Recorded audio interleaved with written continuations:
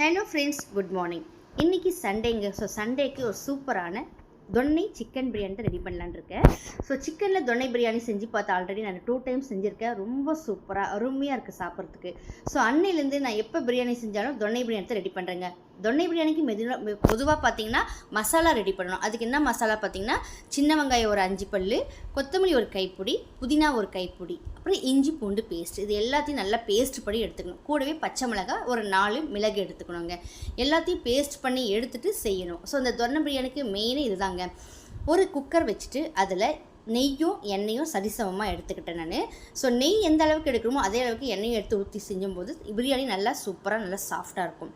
So எண்ணெய் நல்லா காஞ்ச பிறகு நமக்கு ஓல்ட் ஸ்பைசஸ் எல்லாம் போட்டு நல்லா பொரிய விடணும். அதாவது பட்டை, கிராம்பு, ஏலக்காய், அன்னாசிப்பூ, பிரிஞ்சி இலை, இது எல்லாமே போட்டு நல்லா வதங்கின பிறகு பெரிய சைஸ் வெங்காயமாக ஒரு 3 கட் பண்ணி எடுத்து வச்சுருந்தேன். அதையும் அது கூட சேர்ந்து நல்லா பொன்னிறமாக ஆகிற வரைக்கும் வதக்கிக்கிட்டேன்.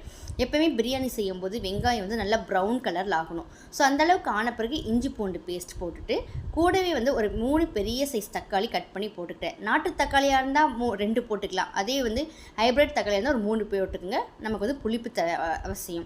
அதுக்கப்புறம் மிக்சி ஜாரில் அரைச்ச கொத்தமல்லி, புதினா, பச்சை மிளகா, ஒரு 4-5 சின்ன வெங்காயம், ஒரு மிளகு, கொஞ்சம் சீரகம் போட்டு அரைச்சிருக்கேன். அதெல்லாம் அதில் சேர்த்துட்டு நல்லா பச்சை வாசம் போகிற வரைக்கும் நல்லா வதக்கி விடணும். இதில் மசாலான்னு பார்த்தீங்கன்னா வெறும் மிளகாய்த்தூள், கரம் மசாலா தூள் ஒரு 1.5 ஸ்பூன், தேவைப்பட்டால் மல்லித்தூள் போடலாம்.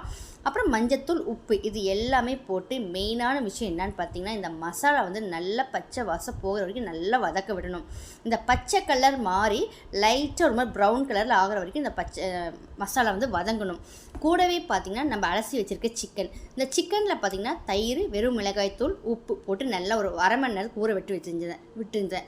அதையும் இந்த மசாலாவோடு சேர்த்து நல்லா ஒரு 20 நிமிஷத்துக்கு நல்லா வதக்க விடணும்.